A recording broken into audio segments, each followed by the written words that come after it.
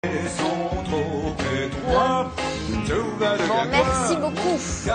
Dans cette émission, vous le savez, on aime bien se faire l'écho des initiatives et surtout quand elles sont solidaires. C'est le cas ce matin avec cette idée de partager notre frigo, notamment à la veille des départs en vacances. À la veille des départs en vacances, on part en vacances et puis surtout, j'imagine que ce temps pourri va favoriser peut-être des excès de légumes et fruits qu'on n'a pas l'habitude d'avoir en été, non? On aura peut-être plus de... on n'aura pas beaucoup, hein. Plus de poires, voilà. Ah bon? Je sais pas, non, peut-être. Oui, les Scooby-Doo. Enfin, en tout cas, on est à la veille des départs en vacances et là, je vais dire chapeau bas à deux jeunes qui ont eu une excellente idée. Vraiment. Ils veulent donner une claque au gaspillage alimentaire. D'ailleurs, entre parenthèses, en 2014, ça sera l'année européenne contre le gaspillage alimentaire. Et eux, leur bonne idée, c'est deux petits jeunes qui sont de Strasbourg. Ah non, pardon, ils ne sont pas de Strasbourg. Ils sont de Metz. Oh, c'est pas très loin. C'est à Lorraine, c'est pas la même chose. C'est en Lorraine, attention, mais c'est pas très loin. C'est pas la même chose. Donc ils ont une très bonne idée, ils ont monté une association dont le but est de partager ce qu'on a dans son frigo à la veille des départs, il y a toujours des restes. Au lieu de les mettre à la poubelle, il y a une solution, regardez, elle est excellente et innovante. Laureline a décidé de faire la guerre au gaspillage alimentaire. Elle part en vacances et pas question de laisser pourrir ses produits frais dans le réfrigérateur. Ça tombe bien puisqu'aujourd'hui est installé un frigo collectif sur son lieu de travail. Notre motivation, c'est de lutter contre le gaspillage alimentaire. Aujourd'hui, ce sont 20 kilos de nourriture qui sont jetés chaque année par Français. Donc du coup, notre solution, c'est de mettre en place des frigos collectifs pour partager ces denrées qui étaient destinées à la poubelle.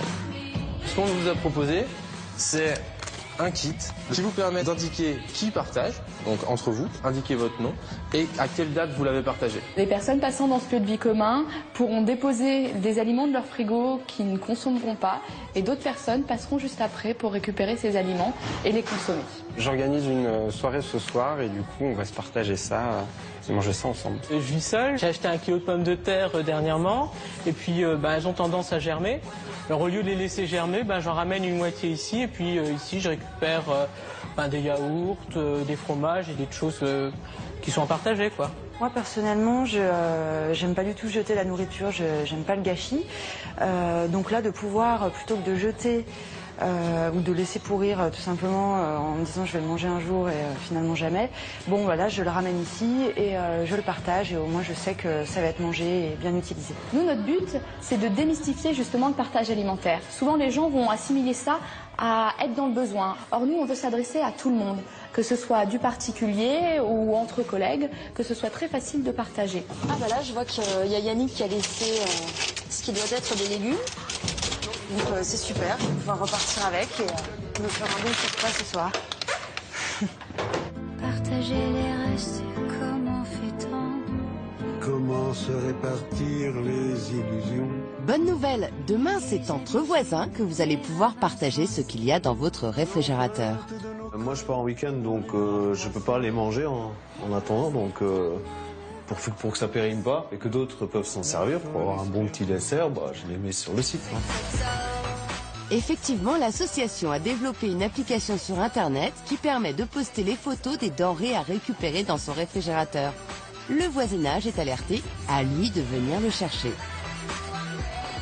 Chaque frigo installé dans des lieux de vie est une nouvelle victoire pour Manon et Sébastien contre le gâchis alimentaire. C'est aussi l'occasion de rassembler des curieux pour les sensibiliser au gaspillage. J'aimerais que vous soupesiez et que vous essayiez de deviner ce que c'est. Ah oui, c'est lourd. C'est l'équivalent de ce qu'un Français jette en moyenne par an. Et sur ces 20 kilos, il y a 7 kilos de produits encore sous emballage, si ce n'est pas du gâchis, ça. Donc voilà une très bonne solution pour éviter le gaspillage alimentaire. Tout à fait. Alors si on va installer un frigo collectif dans son immeuble, alors pour l'instant c'est son lieu de travail.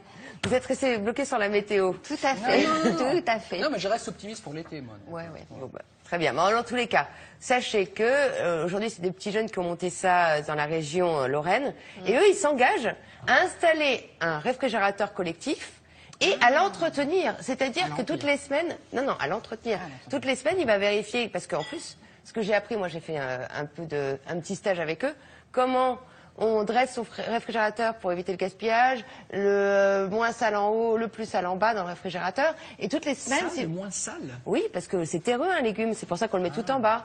Et les produits emballés, on les met tout en haut. Et puis, eux, ils s'engagent toutes les semaines à entretenir le frigo, à le nettoyer, etc. parce que c'est un frigo collectif et que les gens peuvent faire n'importe quoi. Donc, pour l'installer, faites appel à cette association. Toutes les coordonnées sont sur le site de France 2.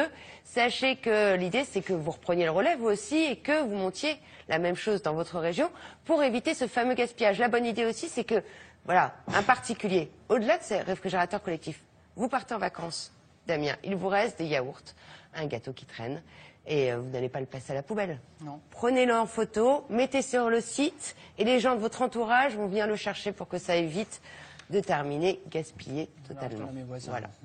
Alexandre. Stanislas, c'est à Nancy. Oui, je savais que je disais Metz, mais c'était à Nancy, mais j'y suis allée en plus. S'il y a des choses, si vous voulez, c'était Nancy, avec lesquelles il ne faut pas plaisanter, c'est la géographie et la météo. Donc on est en Meurthe-et-Moselle.